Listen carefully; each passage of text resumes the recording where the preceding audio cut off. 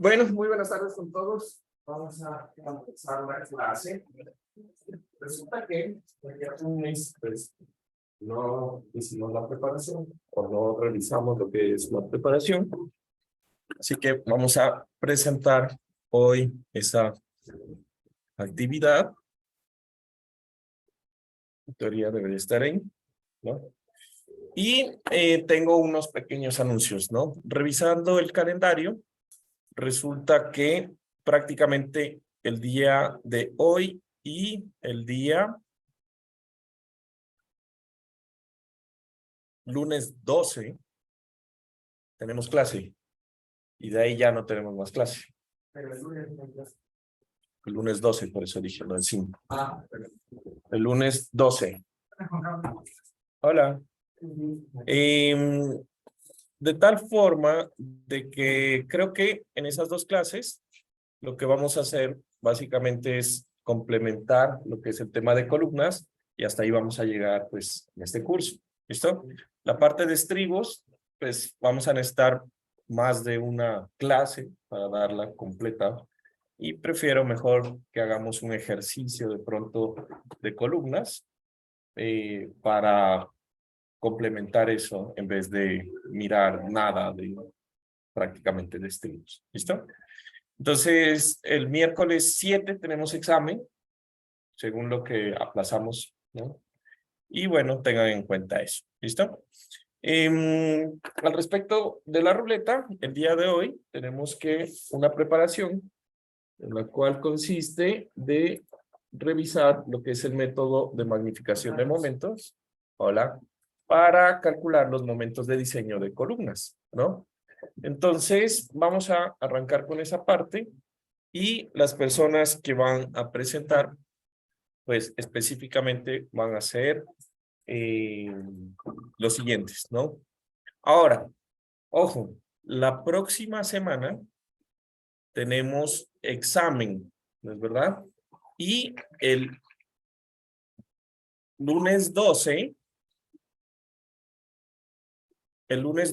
ya no tendríamos preparación porque es acerca de estribos.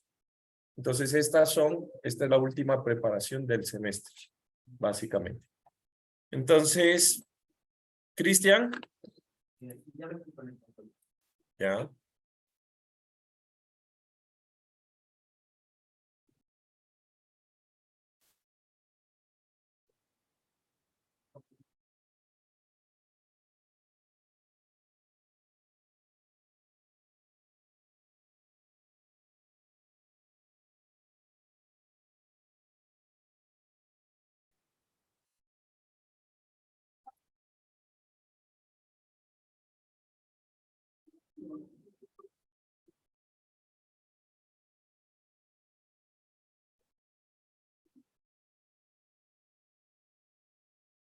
Juan Estrella.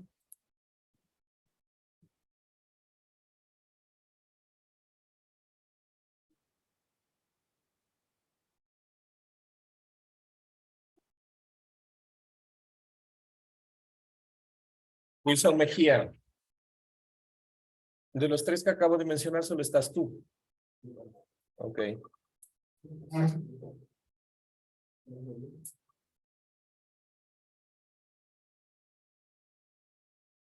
Iván Gutiérrez.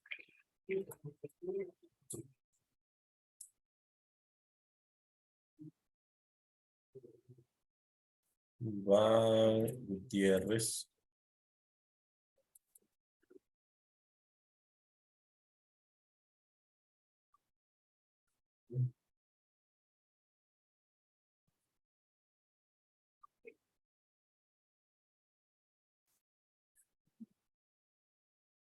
Y Josué.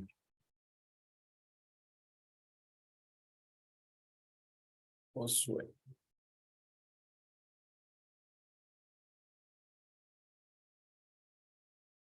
Listo, así están los tres, ¿no?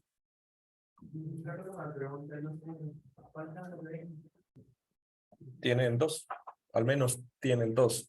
Estas personas que acabo de mencionar tienen tres participaciones, ¿no? Entonces, los que faltan ahí, pues se les promedia con las dos participaciones, ¿no? Ok, ¿listo?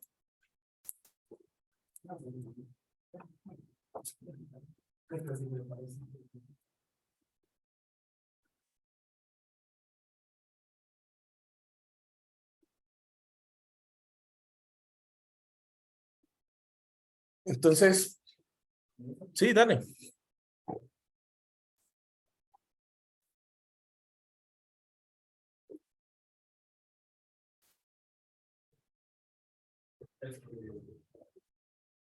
Ya lo que parece entonces, ya en investigar sobre los efectos de delta local y global en el análisis cultural. Viene que el efecto de delta se lo considera como un efecto secundario sobre la fractura, y también se conoce como efecto de marginalidad geométrica. Este en particular es importante para edificios con varios tipos, debido a que por las magnitudes de fuerzas axiales verticales actúan desplazadas lateralmente causadas por grandes fuerzas laterales. La decía que en cualquier modelo se debería cuantificar y una estructura desviada puede encontrar momentos secundarios significativos porque los extremos de los miembros han cambiado de posición. Esto se ilustra, esto se puede ver en el que tiene una fuerza vertical y una fuerza horizontal y horizontal. Y este es el delta, básicamente, que vamos a ver. Entonces, esto causa un momento secundario.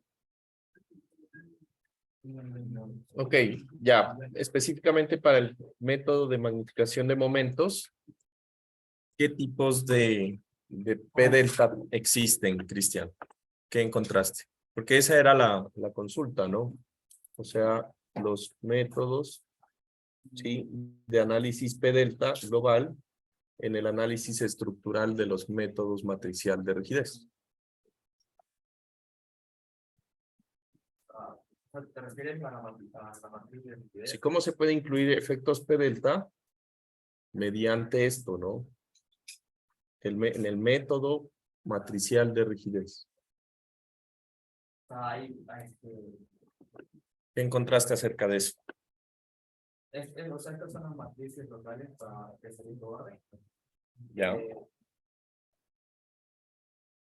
¿Cómo se llama? Se utiliza la matriz que está a la derecha es para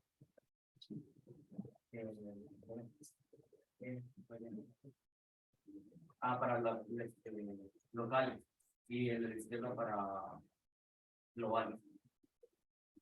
Porque cuando se habla de local, se está hablando del elemento, ¿cómo se llama? Okay, ¿cómo le afecta la fuerza interna del elemento? Y en el global es en general la estructura. Entonces, teniendo podemos diseñar ¿de qué libro sacaste eso? Desde aquí, de la clase la general, la izquierda. ¿De la clase qué? Del orden.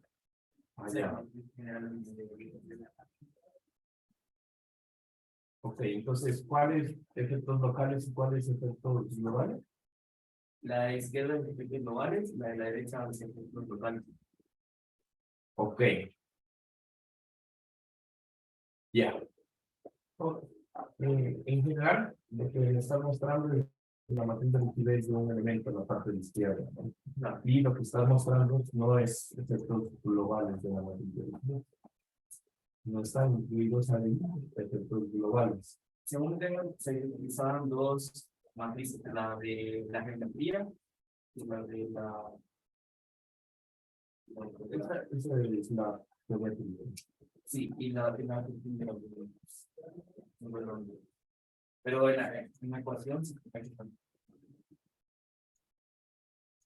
No. Ya, ¿qué es KE? KE era la rigidez de elástica. Ya, ¿y cuál es la diferencia con K? G. Esa es la matriz de rigidez del elemento elástico. Esa es la normal, la que nosotros hablamos, ¿no? Bueno, gracias, Cristian.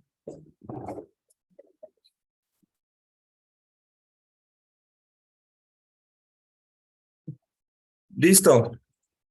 ¿No ha llegado Juan Estrella y Wilson? Ok, siguiente. Era creo que Iván. ¿Al Iván? ¿No sonó? ¿O sí sonó? ¿No escuché? Ah, sí.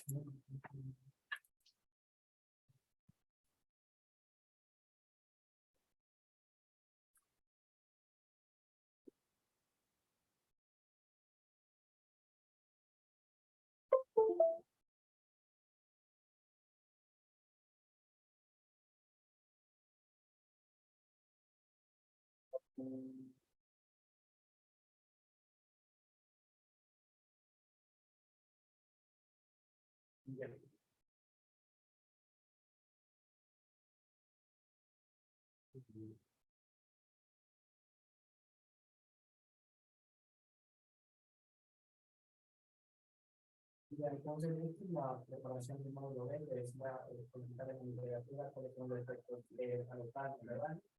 Y cómo se pueden escribir, pero en la literatura. Entonces, en técnica global, sabes que tiende a aumentar las informaciones en toda la estructura. Lo que dice no es eso ya no es la misma. Encontraron el mismo documento. ¿Qué documento es ese? Los dos. Es que es una imagen. Por eso. ¿En dónde lo encontraron? O sea, pones efectos delta. Esa es la pregunta que sale. Sale esa imagen. Ok, ya. Entonces, nada, explicando a la vez con las informaciones, esto ocurre porque las cosas de una manera que pasa en el extremo cuando se produce el momento de los grados por. A ver, la carga axial se produce por el momento. O sea, lo que produce debido a una carga axial en el extremo del elemento. ¿Qué se produce? La información axial. La deformación axial. ¿Cuál deformación? A ver, muéstrame. ¿Qué deformación? ¿Esa deformación se produce por una carga axial? ¿Y se produce por una carga axial? O sea, se produce por la fuerza. ¿Cuál? La fuerza. Ok. Se produce por la fuerza P. No, eso se produce por B. ¿No? Ahí está un vector de fuerza B que produce el desplazamiento lateral. Ya. ¿Qué es? Explícame qué es P delta local. ¿Qué entendiste de P delta local? Bueno, el periodo local, no es ahí, es el aumento de esfuerzos, no es el aumento de la estructura. Entonces, a medida que el esfuerzo vaya aumentando, se produce una deformación transversal. Entonces, tal como se habló más adelante, para poder encontrar el local, se debe caer y el caer está enfocado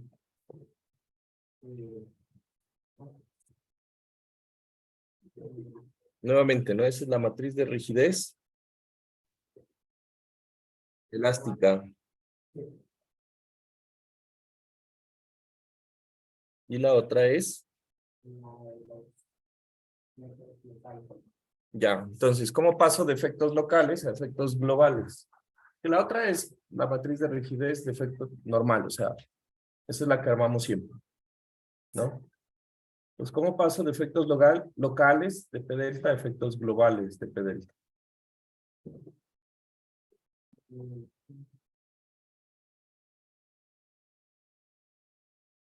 O sea, recuerdo que hacía el cálculo en sí, pero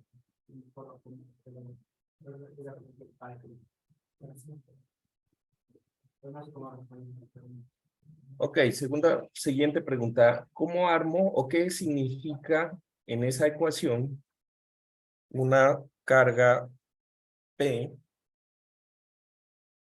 negativa? ¿Qué significaría una carga P negativa en esa matriz? ¿Es bueno, es malo?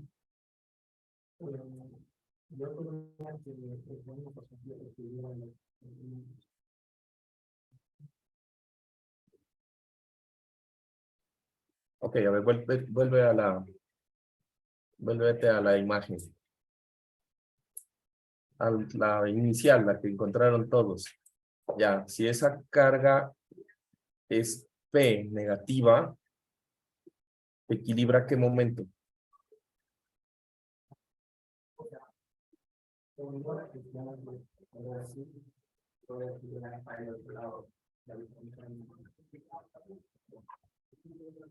Si es así, ¿cómo? No te entiendo. A ver, explícame mejor. O sea, se entiende cuando la carga negativa actúa en la estructura, entiendo que para el momento que se forma, puede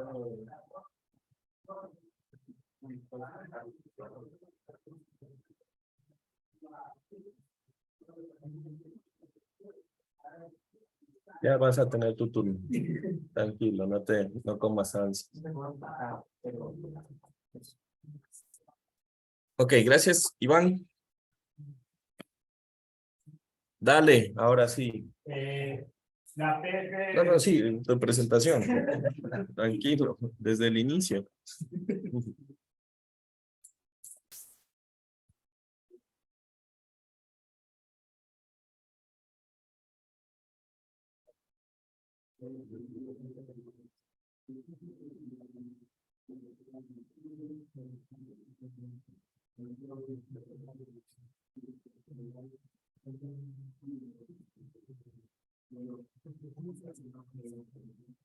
Ok.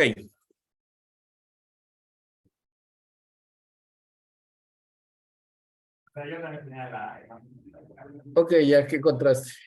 Bueno, el análisis de verdad, como dice, es lo que se induce un segundo, o sea, se induce un segundo elemento debido a la carga gravitacional, de delta. La V, entonces, como que va a hacer un momento y por eso se va iterando varias veces, porque ese proceso se puede, o sea, se puede producir varias veces hasta que converge y de ahí se saca ese valor. Y de la pregunta que tú habías dicho. Ya, pero antes de eso, ¿el delta es global o local ahí? El delta Gracias. sería local, ¿Por qué local? porque solo se estaría evaluando un segmento de la estructura. Por ejemplo, vuelve a la imagen de arriba. Ya, ¿eso es P delta local o global? Este es global, perdón. Sí, sí es global.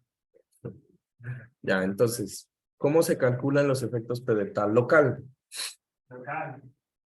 Se tendría solo se escogería un segmento de la estructura y a ese segmento se le pondría la carga axial, la carga final que recae sobre el elemento y de ahí se iría calculando el P delta. ¿Tienes la matriz? Sí.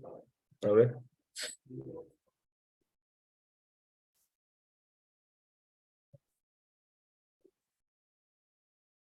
Esa es la normal, ¿no? Ok.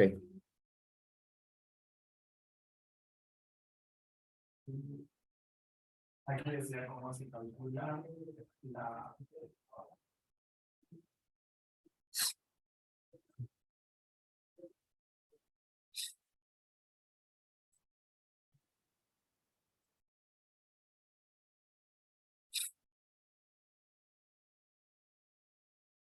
Esto vieron con Pablito, entiendo. Él me dijo, ¿no? Que vieron esto con Pablito.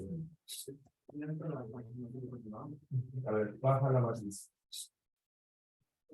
Por él tenía una ecuación en donde era la suma de tres matrices, ¿no? La de arriba es la matriz normal. Esa es la que ustedes aprenden. ¿Esta es local o global? Esta está en coordenadas que locales. No hay ningún ángulo. Ya. Fíjense en estos ítems, ¿no? Entonces, esta es la matriz normal. Yo le voy a sumar una matriz de efectos P delta. Esta de acá, el bajar. Vamos a hacer así para que el sumo para que se pueda ver las dos.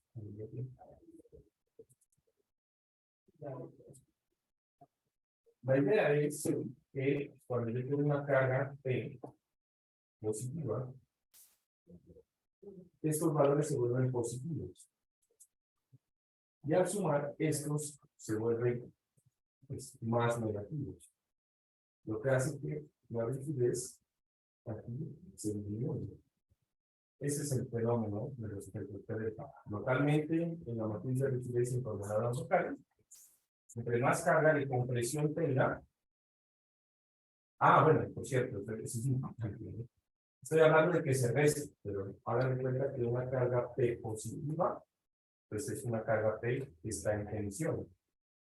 Entonces, la tensión aumenta la rigidez del elemento localmente. Esto es local. ¿Por qué? Pues porque no va a producirse compresión, o sea, no va a producirse pérdidas de rigidez por tensión.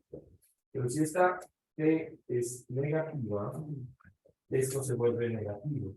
Este componente, este elemento se vuelve negativo. Y al sumarlo con la rigidez se resta.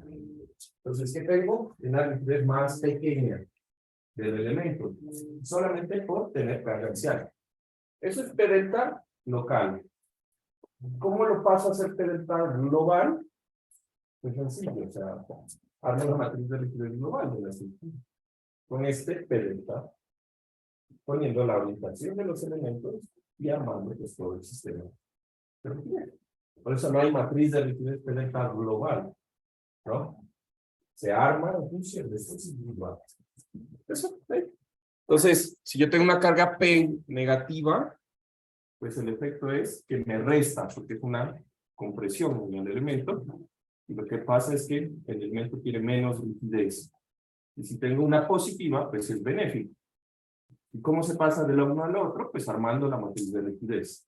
Entonces, cuando nosotros en SAP adicionamos eso que dice P delta, que hacíamos en computacional, lo que le estamos diciendo es que él necesita una carga y con esa carga suma esta matriz de rigidez. Es más, si ustedes hacen el análisis y pueden hacer la prueba, si tienen un elemento que no tiene carga axial y le ponen desplazamiento lateral en SAP y hacen un modelo, ni siquiera un modelo, pueden hacer en el mismo modelo un caso de carga en donde activan P delta y en otro en donde no, los dos modelos les va a dar lo mismo porque no hay carga axial. Por lo tanto, todos esos que dependen de P son cero y no se suma ni se resta nada. En cambio, si le ponen carga axial y carga lateral, ahí van a ver la diferencia, ¿no? Básicamente. ¿Listo? Gracias. Entonces, vamos a continuar desde aquí. Resulta... tengo que compartir esto.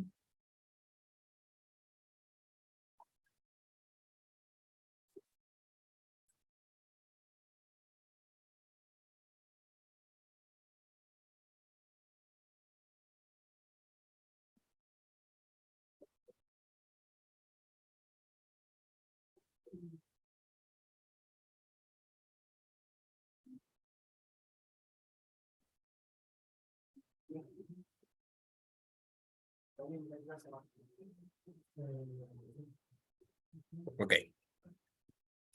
Listo, entonces, resulta que cuando nosotros hicimos o hemos revisado lo que es el detallamiento, la anterior clase, revisamos confinamiento, revisamos lo que serían las cuantías de los elementos en función al cortante y hablamos un poco de situaciones.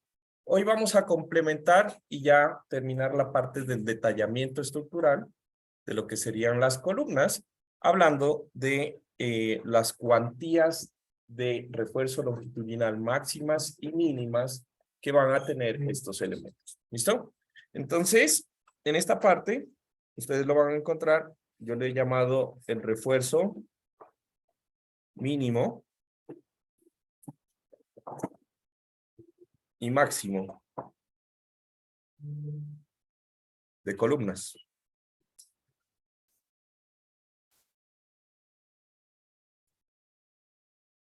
Esto lo van a encontrar en el artículo 5742, ¿sí?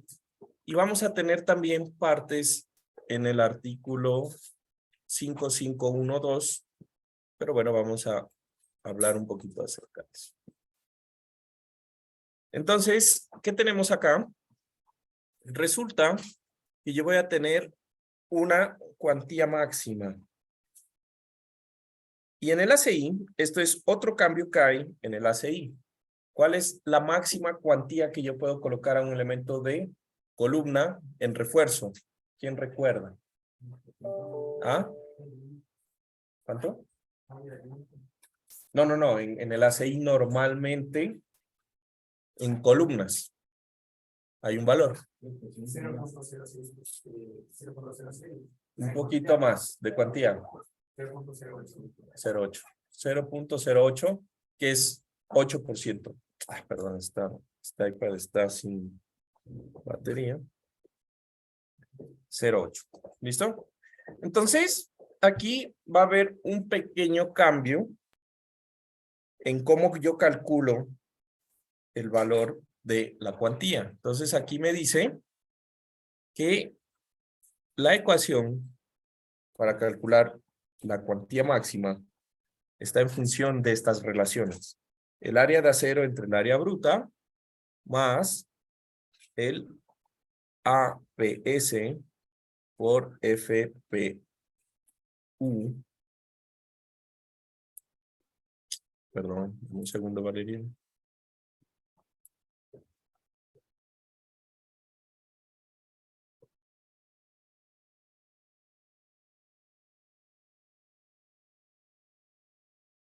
Esto entre AG por FY. Y esto debe ser menor o igual a 0.08. O, pues lo que es igual al 8%. Entonces, básicamente, la misma historia, ¿no? Vamos a tener secciones en donde si yo no considero, pues lo que siempre hemos considerado aquí, que el acero de preesfuerzo no hay, yo voy a tener que la cuantía va a ser la misma. Recuerden que en columnas las cuantías se calculan por área bruta de columna, no por área efectiva, ¿no? De ahí, nosotros vamos a tener también el siguiente valor, la mínima cuantía. En cambio, va a ser igual a el área a su S entre A sub G más nuevamente APS por FPU entre AG por FY, y eso debe ser mayor o igual a 0.135 F'C sobre FY. ¿Listo? Entonces tenemos esos valores.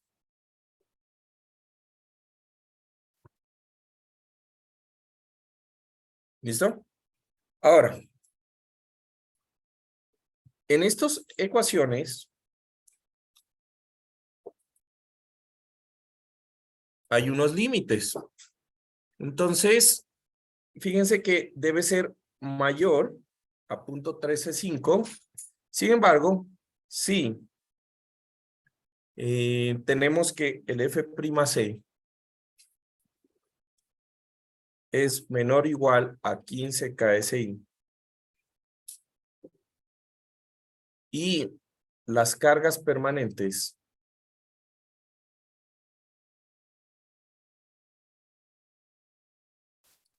no mayoradas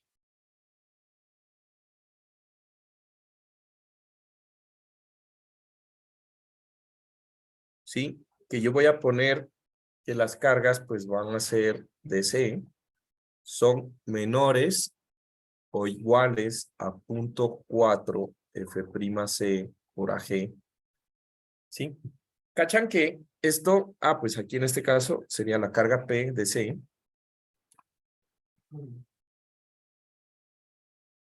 PDC, ni siquiera PDC, son todas las que son permanentes. PDC, PDW, todas las cargas de tierra. Ni siquiera puedo poner aquí un solo. Pongámosle cargas permanentes, está bien puesto el título, cargas permanentes. son las cargas de C, de componentes de W, todas las cargas de los empujes de suelo. Recuerdan las de creep, las de acortamiento, todas las que vimos al inicio, todas. Si la suma de esas no producen una carga mayor al 0.4 F'C sobre AG en el elemento de columna, ¿sí? Esta ecuación debe ser menor a 0.015. No necesita ser mayor a 0.015. ¿Listo?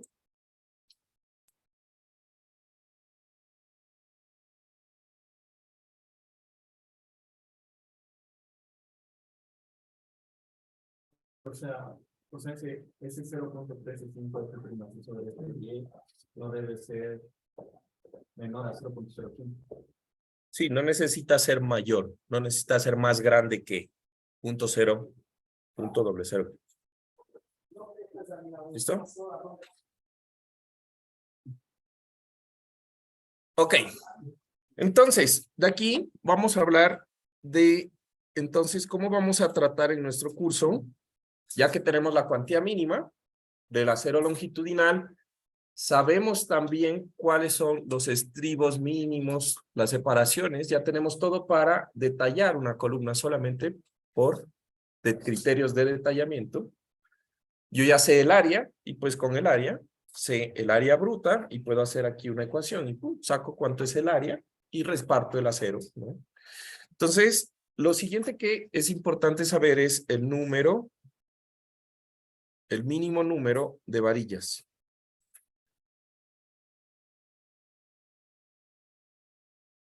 De refuerzo.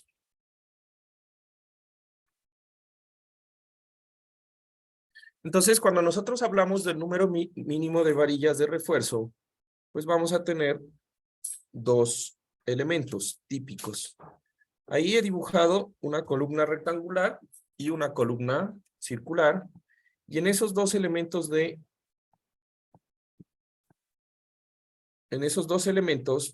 pues yo voy a tener unos ejes. ¿Listo? Que voy a decir que este es el eje X, este es el eje Y, este va a ser el eje X también y el eje Y. ¿Listo? Entonces, para secciones rectangulares, igual que en el ACI, esto sí es igual. El número de varillas me dice que debe ser mayor a 4 barras. Y bueno, estas son las mínimas que yo voy a necesitar, pues para conformar un sistema de columna que tenga pues un estribo y pueda construir ese elemento de sección normal, ¿no? Para secciones circulares, en cambio, el ACI y el ASHTO me dicen que vamos a utilizar mínimo 6 varillas. ¿Listo? Entonces, las 6 varillas, supongan que yo las coloco, que 2 de ellas coincidan con los ejes, con el eje horizontal, y yo hago que el sistema se vuelva simétrico, pues yo voy a tener unas varillas, algo así. ¿Estamos de acuerdo? Si tengo 6 varillas, divido 360 entre 6, y me va a dar que más o menos cada 60 grados yo debería tener una varilla. ¿Listo? Entonces resulta que eso es un problema, porque en secciones circulares, pues eso hace que mi sección circular, pues no sea doble, o sea, no sea simétrica respecto a sus ejes. Fíjense, si yo hago flexión alrededor del eje horizontal, yo solamente voy a tener 2 varillas arriba y 2 abajo que soporten el momento, mientras que en el eje perpendicular, pues si yo hago momentos alrededor del eje Y, yo voy a tener 3 varillas de un lado y 3 del otro, lo que desvirtúa todo el concepto de que las secciones circulares, pues son de igual capacidad en todo sentido. ¿Listo? A razón de eso, lo que nosotros vamos a hacer en nuestro curso es una modificación. Esa misma sección le vamos a agregar vamos a utilizar una configuración de acero que nos permita tener simetría en la sección de la siguiente forma. Entonces, yo voy a coger y voy a dejar nuevamente las dos barras y voy a agregar unas barras 2 en el sentido en Y. Con eso no cumplo con la norma. ¿Estamos de acuerdo? Me estarían faltando aún 2. Entonces yo lo que voy a hacer es que por cada cuadrante voy a agregar una barra. Lo que quiere decir que para nuestro curso, aunque la norma no me lo exija, yo voy a considerar una sección recomendable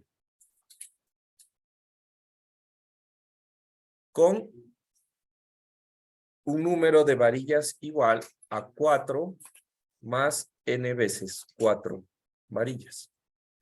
¿A qué me refiero? Entonces yo voy a tener, cuando n vale 1, pues yo voy a tener 4 más 1 vez 4, serían 8 barras.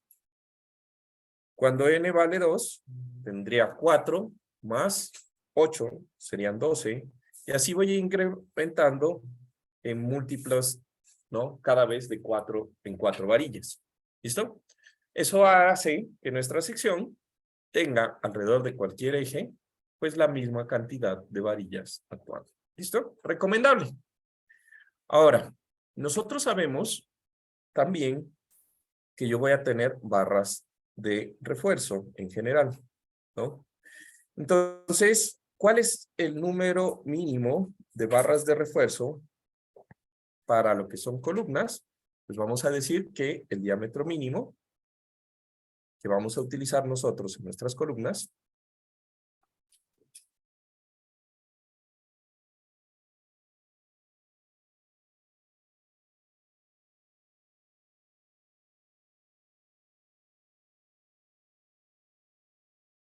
serán las de phi de 16 milímetros, que en la Convención de los Estados Unidos va a ser la número 5.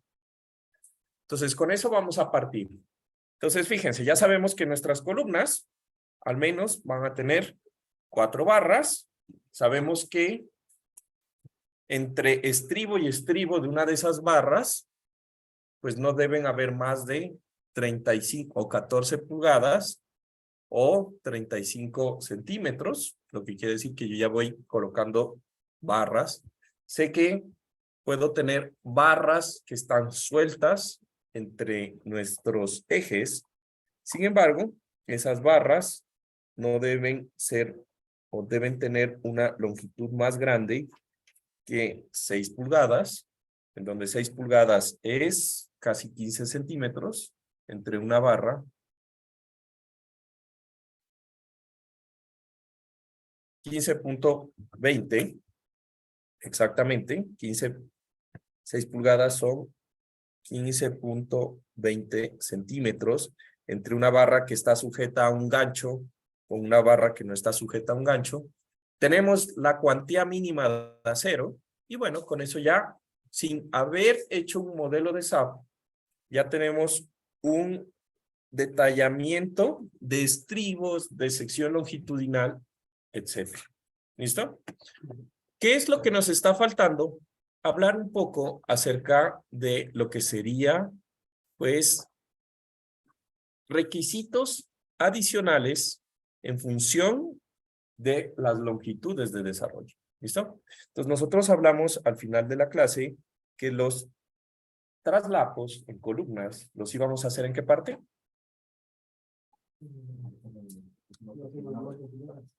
¿Ah? O sea, ¿en qué parte de la altura de la columna? Exacto, ¿no? Entonces, en ese momento les había mencionado también que teníamos que hacer una traslapo en el centro de la luz y en el centro de la altura de la columna yo iba a dejar la longitud de desarrollo, ¿no? De las varillas más grandes que yo tenga longitudinalmente puestas en esas columnas, ¿no? Entonces, vamos a hablar un poquito, a recordar esto que vieron ustedes en su clase de hormigón, ¿no? Entonces, para los anclajes y longitudes de desarrollo, aquí debería poner y longitud de desarrollo.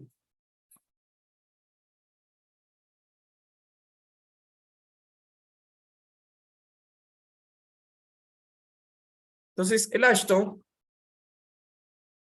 sigue los lineamientos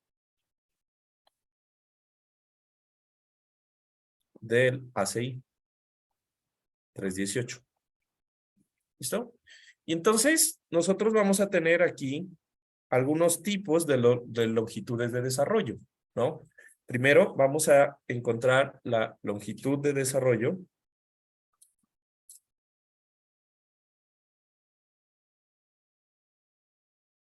de barras en tensión, en donde pues nosotros vamos a tener unas expresiones que la verdad las voy a copiar en esta parte. Son las del Ashton, ¿listo? Entonces, aquí, ¿qué es lo que debo cuidar? O recordar más bien, ¿no? Entonces aquí ustedes recordarán estas expresiones de las longitudes de desarrollo y pues vamos a tener esos valores, ¿no? ¿Qué más teníamos? La longitud de desarrollo B, que es la longitud de desarrollo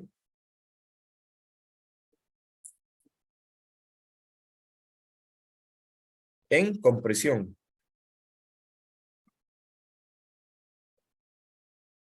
¿Qué va a ser esta otra expresión?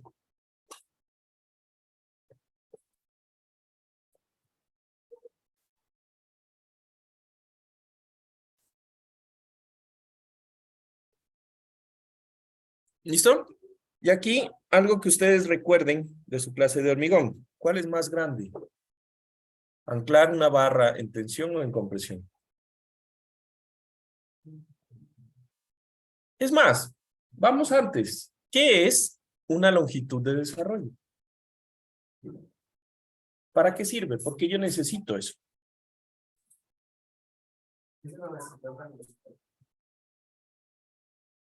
Donde se encuentran los cortantes máximos, no. Tiene que ver con las barras, ¿no? No sé, no es como que la columna era la primera parte de la segunda, La zona de desarrollo. Ah, ya, ahí es donde yo dejo ahí es donde yo puedo cortar barras. ¿Te estás refiriendo a eso? Ya, pero eso es el uso de cuando yo voy a cortar barras. Tiene que ver con la capacidad de momento de la sección. ¿Pero qué es una longitud de desarrollo? Conceptualmente, si me da 1 metro? Eso me tiene que dar en distancia, ¿estamos? 1 metro, 2 metros, 50 centímetros, lo que sea. El desarrollo es para que controle los defectos, o sea, no controle, sino que por el efecto que tiene el completo del encogimiento. Ok. O sí, pero en el encogimiento y también sale un encoge al refuerzo, ocurre eso en el desarrollo. Ok. ¿Otra definición? Valeria, de pronto. ¿No? Por allá. ¿Ah? De hecho, sí. Tiene que ver con transmisión de fuerza. Bueno. Esto es, digamos, nuevamente de hormigón. La longitud de desarrollo es la longitud que se necesita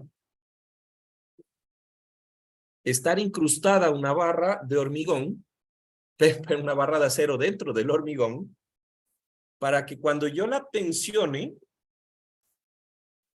esa barra logre desarrollar el esfuerzo de fluencia. ¿Sí? Entonces, si yo cojo y clavo aquí, bueno, suponiendo que esto fuera hormigón, si yo clavo aquí una barra y la tensiono, antes de que la barra se salga del hormigón, ¿sí? yo debo incrustarla una longitud igual a la longitud de desarrollo para que la barra, antes de que eso ocurra, la barra fluya. ¿Sí? Si yo la incrusto menos, la barra ni siquiera fluye, coge y se sale del núcleo del hormigón. ¿Ven por qué es importante? Entonces, la barra es importante que fluya, y eso es lo que mencionaba Josué, que se les enseña a ustedes esto cuando hacen el análisis de la viga columna, ¿no? ¿Por qué? Porque en el nodo yo estoy diciendo, justamente en la conexión de la viga con la columna, estoy diciendo que ocurre el momento último de la sección. Y no calculamos todos ahí que el área de acero tiene un esfuerzo de FY. Entonces, si no existe una longitud de desarrollo a ambos lados de ese punto en donde supuestamente hay FY, la barra no va a alcanzar FY y por lo tanto la capacidad de la sección es menor. ¿Se entiende ese asunto? Entonces, ¿cuánto? Ahora, entonces ya, teniendo en cuenta y recordando ese concepto, porque eso estoy seguro que les lleva parte de... Así. La pregunta, ¿cuál será más grande? ¿Hacer que una barra que está en tensión, o cuál va a ser la longitud que debería estar incrustada en una barra? ¿No? Si la barra está en tensión, debería estar incrustada más la barra en el hormigón, o si está en compresión, para que alcance fluencia en tensión o fluencia en compresión. ¿Cuál crees? La de tensión. ¿Estamos? ¿Cacharon? ¿Ya recordaron? Sí. Bueno, espero, ¿no? Verán, no he repasado su cuaderno de reunión, parece. Ok. Listo. Ahora, si ustedes calculan, pues estas barras, esto es la longitud de desarrollo si la barra estuviera incrustada recta. ¿Cómo yo hago para disminuir esa longitud que yo debo incrustarla? Ahí sí ya se deben acordar. Hago algo. Un gancho. Ok. Entonces vamos a ver la longitud de desarrollo con gancho, ¿no? ¿Listo? Entonces, ¿cuándo utilizo ganchos? Pues específicamente donde no tengo espacio. ¿Sí? Si no tengo espacio, pues tengo que acortar esa longitud de desarrollo y aparecen los famosos longitudes de desarrollo con gancho.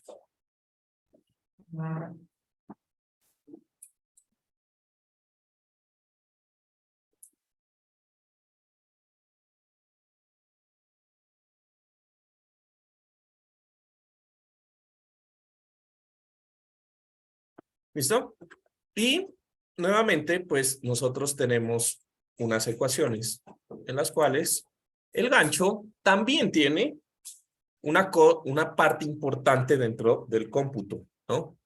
Entonces, fíjense que en las longitudes de desarrollo con gancho, pues yo voy a tener prácticamente que la longitud de desarrollo con gancho, por cierto, esta es, en las siglas es LDH, esta es LDC y esta es LDT. Yo les voy a llamar así porque así están en la ACI. Hay diferencia, ¿no? LDT, LDC, LDH, ¿sí? Que es la longitud de desarrollo con gancho, compresión, etc. Pero entonces, esta longitud de desarrollo, pues es menor, ciertamente, a la longitud que se requiere. Y hay una longitud de desarrollo con gancho en tensión y hay una longitud de desarrollo con gancho en compresión. Y nuevamente, pues, el gancho en compresión tiene una longitud más pequeña que la que requiere el gancho en tensión, por la misma razón de lo que me entendieron. ¿Listo? Aquí lo importante es el gancho. Y esto es uno de los principales problemas que nosotros tenemos hoy en día en la construcción, o bueno, al menos supondría yo, ¿no? Y es que el gancho tiene unas distancias, ¿sí? Y tiene unos diámetros mínimos. Y eso es algo que nosotros debemos cuidar mucho en obras. Usualmente se utiliza el perro o el burro, no sé cómo le llaman aquí, creo que es el burro si mal no estoy. El perro es la barra con la que tuercen, pero el sitio en donde lo tuercen, ¿cómo le llaman? Creo que en Colombia le llamaban el burro. Acá debe tener otro nombre coloquial, seguro. No, eso no tiene un nombre técnico, ¿no? Tiene un nombre coloquial, en la cual básicamente son 3 barras incrustadas en un elemento de madera que nos permite hacer palanca y doblar. Entonces resulta que ese gancho pues debe tener un diámetro mínimo, ¿no? De doblez. El diámetro del doblez va a depender de las barras, ¿sí? Y eso es importante porque si yo coloco un diámetro más pequeño, lo que yo voy a hacer es generar un punto de fluencia en el arco de esa barra. Así que de por entrada, el elemento ya va a tener un problema, ¿no? Ya está débil, ¿sí? Entonces, ustedes que ahorita salen, seguramente van a salir a controlar obras. Eso es súper importante porque estamos diciendo que sí, que los ganchos, que la distancia, que las barras y toda la cosa. Pero si la barra no está anclada correctamente con las longitudes de desarrollo, no alcanza FY. Y si no alcanza FY, no alcanza el momento último de resistencia, FYMN. De ahí entramos mal. Y si el gancho no está bien puesto, aparte de todo, ni los estribos ni las barras pues son capaces de soportar las demandas que en teoría estamos diseñando, ¿no? Entonces, esa parte del detallamiento es súper importante para lograr ductilidad. Entonces, estos requisitos pues están en la norma, en el ACI.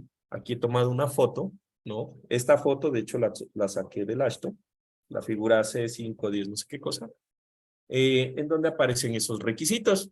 Pero para los ganchos, pues ya está la longitud de extensión, esta se llama LX en el ACI. La longitud de extensión siempre va a ser 12 veces el diámetro de la barra. Los diámetros van a estar en función del diámetro para diámetros menores o mayores a un número de diámetro de barra. Eso va a ser 6, 4 veces el diámetro de la barra, etc. ¿Listo? ¿Recuerdan esta parte? Listo. Entonces, con eso, prácticamente ya tenemos todo el espectro de lo que necesitaríamos para hacer unos planos de nuestras columnas. Bien, y con eso nosotros vamos a empezar. Vamos a detallar la columna solamente por requisitos mínimos de confinamiento, de estribos, de separaciones. Y con esa misma columna ya podemos nosotros hacer el análisis y mirar si cumple para cortante, cumple para momento por flexión y punto. Y de ahí ese es más fácil el trabajo. ¿Listo? Lo último que vamos a ver acerca de esto de los detallamientos es algo que se conoce como el acero de piel. Tradicionalmente yo este tema generalmente lo doy en vigas, ¿sí? Sin embargo, resulta que este tema hace parte de todo elemento cuya profundidad sea grande, que en puentes empieza a hacer un montón de elementos. ¿Listo? Entonces, decidí dejarlo al último, pues para que no quede asociado al tema de vigas. ¿Listo? Entonces, vamos a hablar de lo que llamaríamos como el acero de piel, ¿sí? O skin. Resulta que este acero le llamamos ASK. Esto, que es el acero de piel, por ejemplo, cuando ustedes de pronto salgan y les toque entrar al mundo del diseño de estructuras hidráulicas, en las estructuras hidráulicas que hace Sixto, por ejemplo, los azuts o todos esos elementos que se utilizan, a veces se utilizan, son bloques de hormigón cuya función es que sean pesados para que el agua no los haga flotar. No fallan por tensión, no fallan por cortante, porque realmente no es que están sometidos a esos valores, pero sí tienen muchos problemas, por ejemplo, de lo que sería agrietamientos, por ser un elemento expuesto a la intemperie, al paso del agua, etc. Entonces, todos esos elementos tienen un refuerzo especial que se encuentra en un documento de la CI, para los que no están en computacional, que es el documento que rige las estructuras de hormigón expuestas a condiciones medioambientales, el ACI 350 me parece, no me acuerdo ahorita bien el número, pero aquí en puentes nosotros empezamos a tener también elementos muy grandes, como por ejemplo los elementos de los estribos, ya se van, los elementos de los estribos, en donde estos realmente su diseño no está principalmente dado por la flexión. Por ejemplo, cuando ustedes diseñaban muros de contención en cimentaciones, recuerdan que los criterios más que todo eran los muros de contención gravitacionales, era hacer algo bien pesado, bien grande, que no se vuelque o no se deslice, básicamente, ¿no? Eso era el principal aspecto. ¿Listo? Entonces, el acero de piel, ¿sí? Se va a colocar o se coloca en elementos cuyas profundidades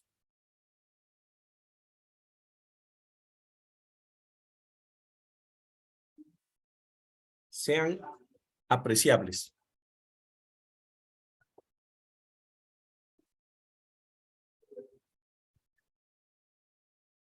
¿Sí? En los bordes de las caras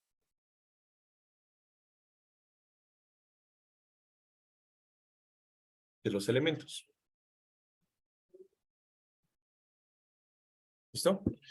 Entonces, yo voy a poner este acero en todos los bordes de la cara de estos elementos, en donde sus dimensiones ya empiezan a ser grandes. Pues fíjense que nosotros calculamos el acero mínimo de temperatura, ese es un tipo de acero. Pero resulta que cuando yo tengo elementos ya muy grandes, yo voy a tener elementos en donde sus superficies, cada superficie tiene una dimensión tan grande que yo necesito colocarle refuerzo para que no se agriete. ¿Listo? Entonces, tradicionalmente en columnas,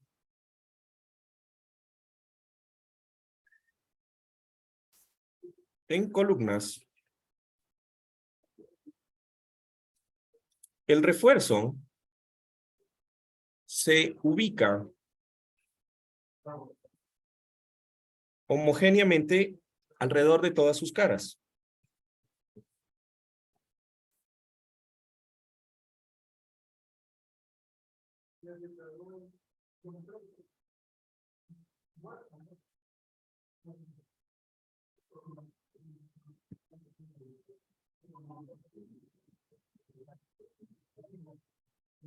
¿Se han dado cuenta? O sea, en columnas nosotros colocamos el refuerzo de las columnas alrededor de todas las caras y los distribuimos en general casi equitativamente. ¿Listo? Lo cual hace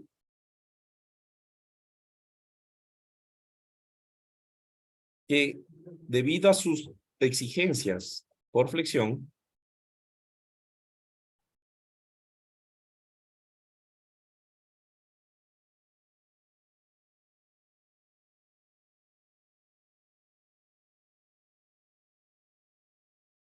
el acero requerido por piel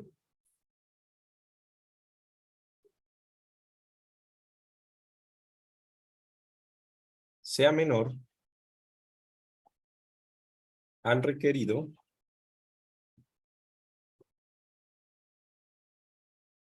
por flexión.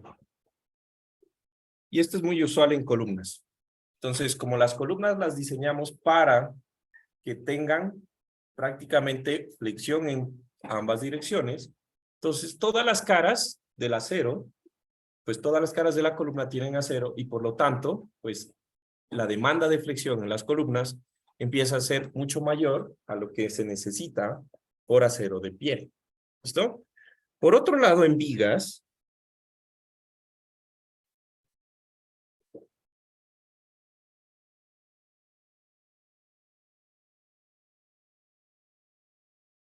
solo dos caras del elemento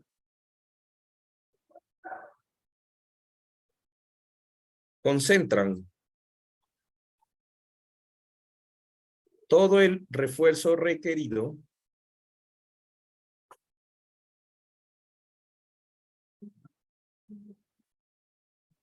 por flexión. Entonces, quiero que se imaginen, pues prácticamente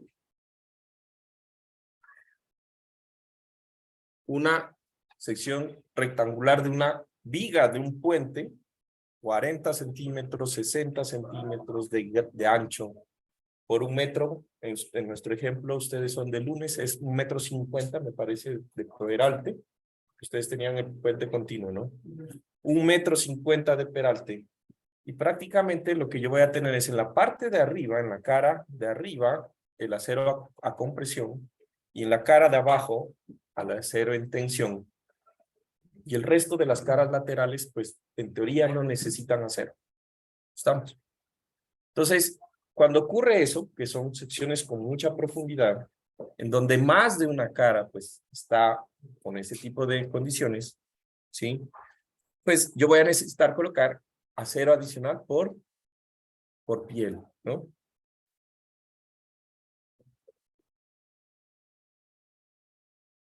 Entonces, aquí complementamos, haciendo que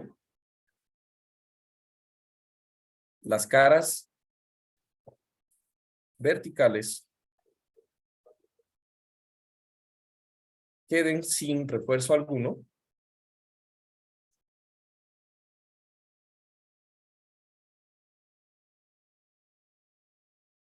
Y expuestas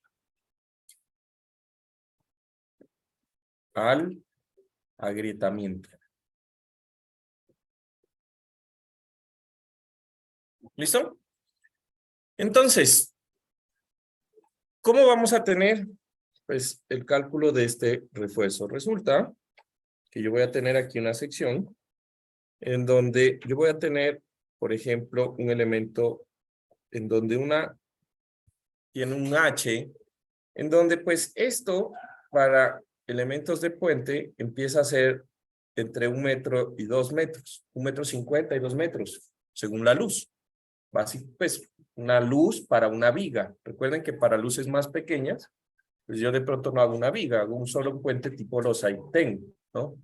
Pero para puentes en donde ya empieza a ser económico las vigas, pues una viga podría tener una dimensión así. E incluso en las columnas, yo puedo tener secciones, pues, de este estilo, ¿no? Entonces, en este elemento, en donde yo voy a tener un ancho B también, prácticamente el refuerzo por flexión va a estar ubicado en los dos extremos. Entonces, supongamos que esas barras que acabo de dibujar son el refuerzo a momento positivo y las azules son el refuerzo a momento negativo. El resto de refuerzo que yo voy a colocar es un refuerzo que va a estar por aquí, que va a estar en el mismo sentido longitudinal de las barras por flexión y que solamente va a estar pegado a las caras. No necesita estar en capas internamente, solo pegado a las caritas. ¿Listo? Entonces, en este ejemplo que yo acabo de marcar, yo voy a identificar un parámetro que es bien importante y es la longitud que le voy a llamar de L, en donde la longitud de L va a ser la distancia que hay desde la fibra extrema en compresión hasta la capa más cercana al lado en tensión del elemento. ¿Listo? Que en este caso, pues va a ser esta distancia. ¿Listo? ¿Ah? Al centroide de la barra. ¿Listo? Ahora, en este gráfico, yo voy a tener lo que sería la distancia SK. ¿Cuál va a ser esa distancia SK? Va a ser la distancia entre estas barras verdes. Eso va a ser SK. Ah, perdón, creo que es, sí. Sería S a SK. Dijimos ASK era las siglas del área de acero de skin, de piel. ¿Listo? Entonces, esa es la distancia que nosotros vamos a calcular. ¿Listo? Y entonces... ¿Ah? La que va al centro de la... Ah, de suele. ¿Listo? Y entonces, para nosotros, esa área va a ser ASK. El área que yo debo colocar de refuerzo por piel va a ser igual a 0.1 por desuele menos 76. Y esto tiene un límite, donde el límite que yo voy a tener como máximo va a ser igual a la suma del acero positivo más el acero de preesfuerzo sobre 4. ¿Listo? Esta ecuación que acabo de anotar va a darme una área de acero en centímetros cuadrados por metro lineal de cara. Entonces recuerden que esto es un acero de borde, es un acero de piel. Entonces lo que me está dando aquí es cuántos centímetros cuadrados de área de acero yo debo colocar en cada metro lineal del borde del elemento. ¿Listo? Y listo. Básicamente eso es esos valores. ¿Listo? Entonces aquí vamos a colocar algo que es desuele. Entonces desuele en esta ecuación ingresa en centímetros y va a ser la distancia medida desde la fibra extrema en compresión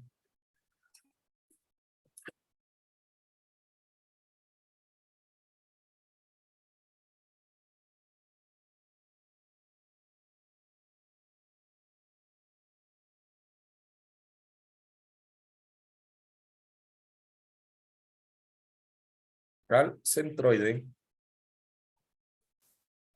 de la barra en tensión extrema. ¿Listo?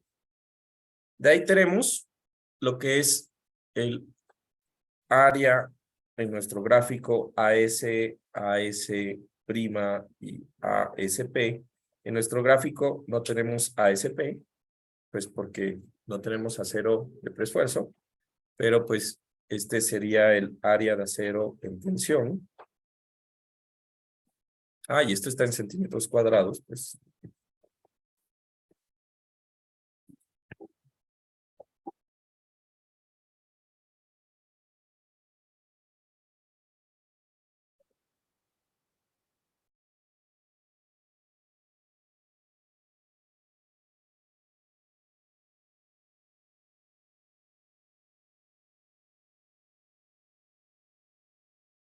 Esta sería el área de acero en compresión.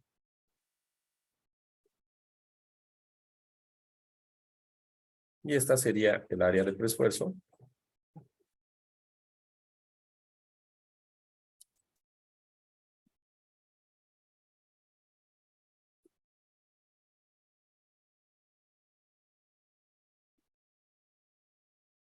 ¿Listo?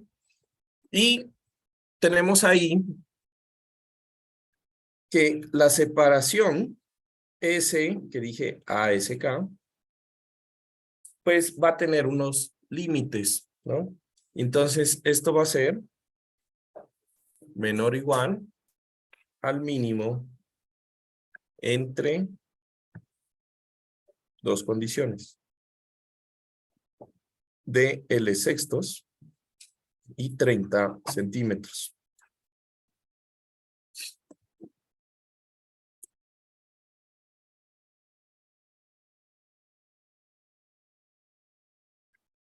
¿Listo? Ahora, aquí hay algo interesante y es lo siguiente. Resulta que cuando yo hago el análisis, ¿sí?, de una sección, quiero que ustedes se fijen en lo siguiente. Yo tengo acero ahí. ¿Cómo yo le digo a ese refuerzo verde? ¿Sabes qué?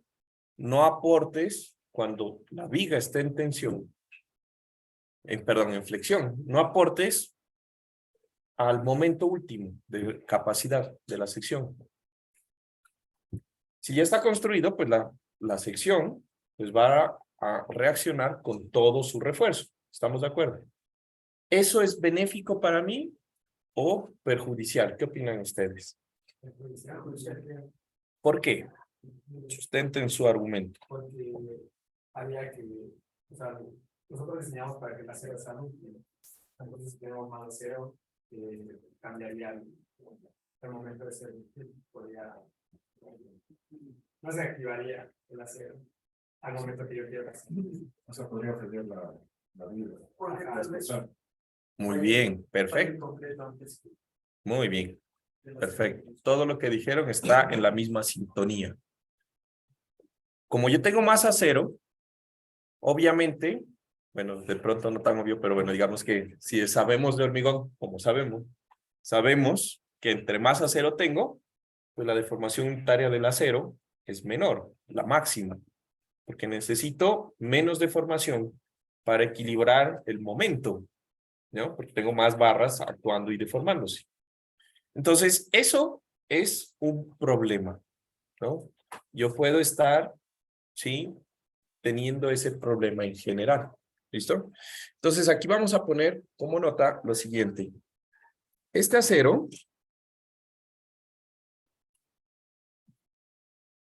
debe considerarse en el diseño por resistencia de las secciones de hormigón.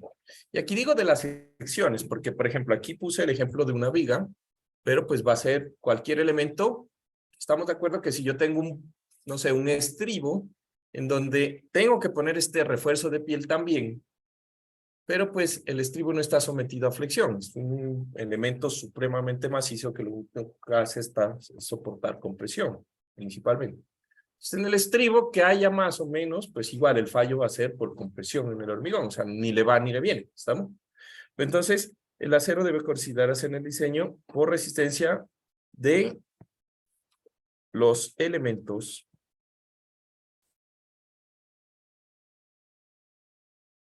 que se comporten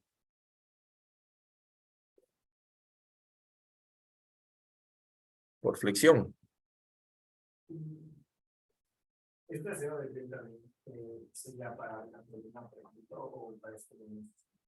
Es que cuando tú haces el cálculo, el acero que tú colocas por ser una sola columna que le pones en todo lado, es mucho más que el acero de piel, porque tú le pones uniformemente en todas las caras. O sea, la columna no es tan grave. En las vigas sí, porque las vigas sí concentramos prácticamente en los dos extremos de las vigas. Como son muy peraltadas, pues ahí empieza a ser. A ver, entonces este acero debe considerarse en el diseño por resistencia de los elementos que se comporten por flexión para garantizar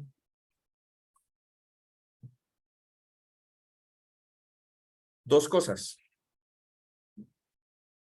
Entonces, la que ustedes mencionaron es cierta, ¿no? Entonces, que la falla del elemento no sea,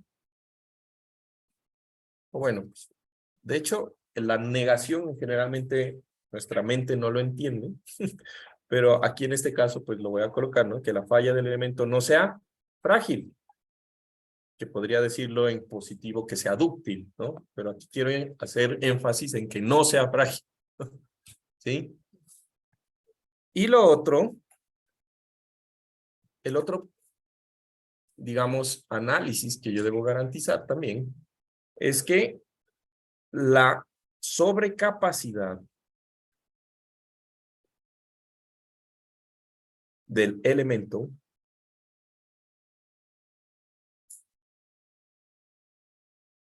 ¿sí? No, y esto es para vigas y columnas, no afecte la ductilidad al desplazamiento lateral del elemento o solamente al desplazamiento lateral.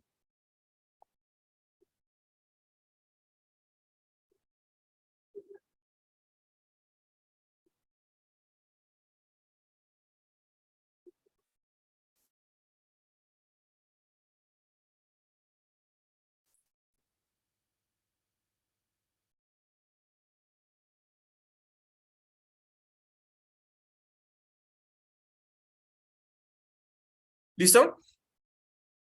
Ok. Solo para terminar. Y pues evidentemente, ya como estamos en nuestras últimas clases, quiero que tengan en cuenta lo siguiente. Así como hemos visto nosotros la clase, vamos a, digamos que vimos la clase desde el punto de vista sencillo de lo que es el diseño de puentes, aunque ustedes no lo crean, ¿no? Entonces, consideren lo siguiente, porque de aquí la próxima clase ya vamos a meternos en un ejercicio. Ya las dos últimas clases hagamos, creo que solo tenemos una clase más, o dos dije. Una clase, ¿no? Entonces, consideren lo siguiente. Resulta que esta gráfica que yo les muestro aquí es prácticamente o detalla algo que está en el ASHTO. Esto es otro cambio que no hay en el ACI. En el ACI, lo que hemos visto nosotros aplica para cualquier punto y cualquier zona dentro del elemento de viga o columna, ¿ya? En el ASHTO no. Entonces, aquí vamos a ver el disclaimer de la clase, ¿no? ¿Saben qué es el disclaimer de un documento? Como... No, ese es el copyright, ¿no? Pero bueno, aquí es como que le dicen el alcance de lo que hemos visto en la clase. ¿Listo? Entonces, resulta que esa gráfica es súper importante porque marca algo que dice el ASHTO, que son la zona D y la región B. ¿Cachan ahí? Quiero que analicen el gráfico y se fijen cómo yo identifico en un elemento, en este caso es un elemento de viga, que es una zona D y que es una zona B, de burro. No las líneas, sino cómo identifico, cómo sé qué pasa en la zona B, qué pasa en la zona D. ¿Por qué está caracterizada la zona D? Existen puntos en donde ocurren dos cosas. O hay reacciones o hay cargas aplicadas puntuales. ¿Cachan? Entonces, resulta que si ustedes leen el ASHTO, en la zona D de dedo, todo lo que nosotros vimos de diseños se hace por algo que se llama el método del puntal tensor. Todo. Y ese método es un método que ustedes aprenderán en sus clases de posgrado.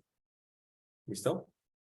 Y todo lo que está en la zona B de burro se puede diseñar con las ecuaciones que hemos visto. ¿Estamos? En general. ¿Listo? Entonces, para nosotros, esto es pues para la clase y para lo que vamos a seguir haciendo, resulta que vamos a seguir utilizando la filosofía que hemos venido aprendiendo, que es muy complementario a lo que ustedes ven en sus clases de hormigón, ¿sí? Pero tengan en cuenta lo siguiente, si alguna vez les toca diseñar un puente y ustedes se encuentran, por ejemplo, que deben estar a cargo del diseño como tal, pues acuérdense de este grafiquito y en la norma, en algún punto, no me acuerdo en qué capítulo está, ahorita no tengo abierta el ASHTO, pero ya tienen el último ASHTO, habla de el método Struss and Tie, ¿ya? O puntal tensor. Y básicamente es hacer armaduras dentro del modelo para sacar cuáles son las cuantías de refuerzo, etc. ¿Listo? Ok. Eso les quería mencionar. La próxima clase, por favor, traigan su computador. Vamos a hacer un pequeño análisis en SAP. Y finalmente, vamos a mirar cuál sería el método pues, para el diseño de columnas inicial. Ojo, quiero que tengan en cuenta lo siguiente. Debido al feriado, nosotros tenemos una clase menos. Con el otro grupo, vamos a tener una clase más. En esa clase más que yo voy a dar con ellos, se las voy a subir a ustedes para complementar el ejercicio. ¿Estamos? Para que lo vean. Si tienen preguntas acerca de esa clase, pues no se olviden dónde está mi oficina. Ahí me pueden hacer preguntas. Pero esa clase también es parte del curso final. ¿Listo? ¿Preguntas? Ok, listo. ¿Han tenido problemas con las señales?